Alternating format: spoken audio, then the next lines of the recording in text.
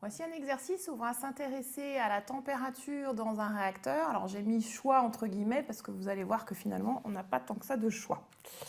Alors il s'agit de la conversion d'une huile de ricin en acide acétique et en une huile cicative.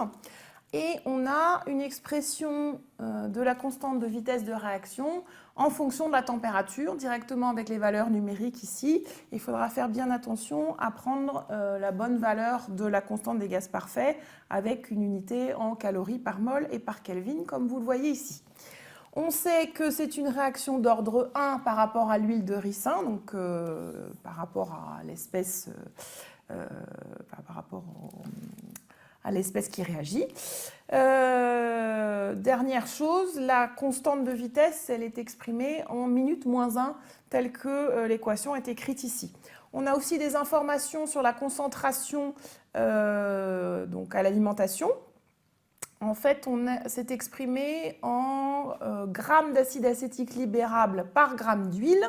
Et puis ici, on a également la masse volumique donc du milieu. Alors, on demande d'exprimer le taux de conversion donc, de l'huile, le XA, en fonction de la vitesse et de la température, et donc de tracer en fait dans un plan XA en fonction de la température les courbes d'iso-vitesse. Alors, on a donc la vitesse qui est égale à K fois Ca, puisqu'on a un ordre 1 par rapport à notre huile de ricin. La constante de vitesse, on a vu l'expression donc type loi d'Arrhenius en fonction de la température. Et le Ca, on va pouvoir l'expliciter, le relier au taux de conversion de manière parfaitement classique. Avec cette expression, on travaille en phase liquide. Donc le Ca, c'est Ca0, facteur de 1 moins XA. Et puis donc on va pouvoir, en manipulant l'ensemble de ces deux équations, trouver l'expression du taux de conversion. On va avoir un 1 moins petit r sur alors 0,156 fois 0,9, donc qui sont liés à la concentration dans l'alimentation, la masse volumique, fois l'exponentielle donc, qui est liée à la constante de vitesse, donc c'est 35,2 moins 44 500 sur, j'ai tout remplacé, 1,9865 fois t, voilà. Donc du coup, on a l'expression qui va permettre de déterminer directement pour différentes valeurs de la vitesse de réaction la courbe XA en fonction de la température. Donc c'est ce que j'ai fait ici. Donc le taux de conversion en fonction de la température pour différentes valeurs. Alors je n'ai pas indiqué la valeur de la vitesse sur chacune des courbes, mais elle est mentionnée ici par exemple. Donc vous voyez que c'est une unité un petit peu particulière sur cette expression puisque on avait une concentration qui était exprimée en grammes par gramme libérable. Donc voilà pourquoi on a une unité un petit peu particulière pour cette vitesse ici. Donc on est dans un cas typique de réaction où finalement, de manière absolue, on pourrait travailler à la température la plus grande possible par rapport à cette configuration. On n'a pas de limitation thermodynamique, on n'a pas de problématique d'inadéquation entre la cinétique et la thermodynamique. Donc dans l'absolu, on pourrait dire qu'on va travailler à la température la plus grande possible. En fait, on a un certain nombre de contraintes. On a une réaction qui est endothermique avec une enthalpie de réaction qui est donnée ici. Et on a le Cp du milieu réactionnel qu'on supposera constant qui est indiqué ici. On va supposer qu'on va travailler sur un réacteur parfaitement agité avec un temps de passage de 1 minute et une température de l'alimentation qui est connue. Et surtout, on va supposer qu'on travaille avec un réacteur adiabatique. Et donc en fait, on va chercher à calculer, donc on a la température à l'entrée du réacteur, on a un réacteur parfaitement agité, donc ça veut dire qu'à l'intérieur du réacteur et évidemment aussi à la sortie, on a la même température, et on va chercher à voir quelle va être cette température. Pour ça, eh bien, il va falloir écrire le bilan matière et le bilan thermique.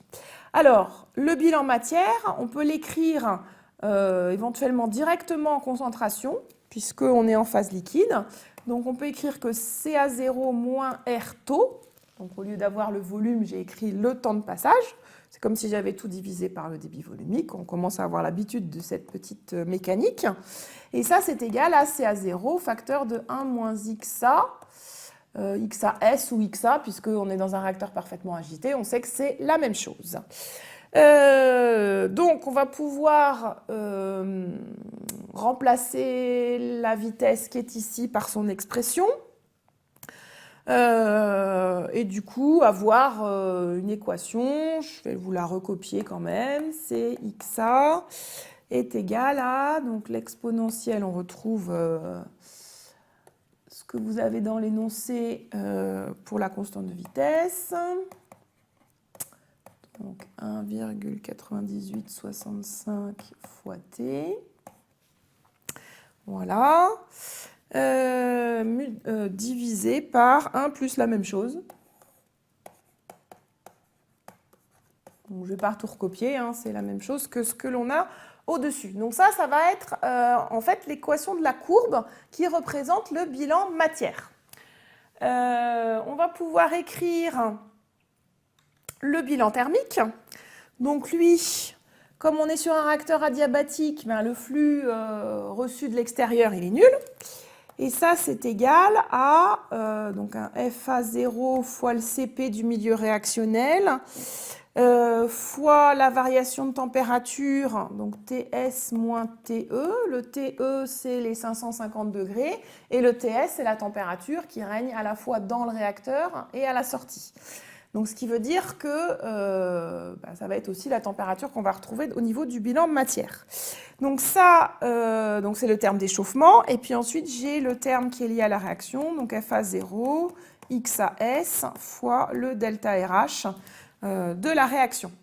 Donc du coup, on va retrouver, on peut remettre sous la forme TS moins TE sur XA, qui est égal à moins delta RH sur le CP, donc qui est ce que j'avais appelé l'élévation de température adiabatique.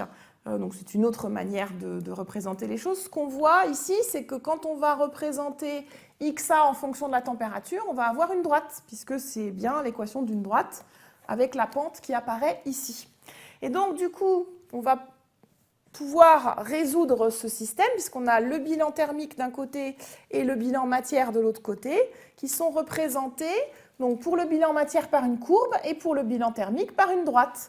Et en fait, eh bien, la température dans le réacteur, c'est la température qu'on peut lire ici au niveau de l'intersection entre cette courbe et cette droite. Donc on part bien des 550 degrés à l'entrée du réacteur.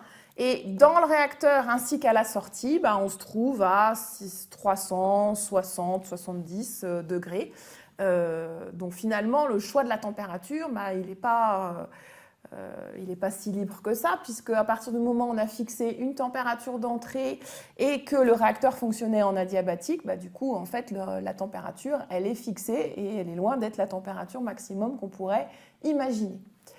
Donc ici, c'était un exemple relativement simple de résolution du bilan matière et du bilan thermique couplé pour pouvoir retrouver la température à l'intérieur d'un réacteur, ici un réacteur parfaitement agité.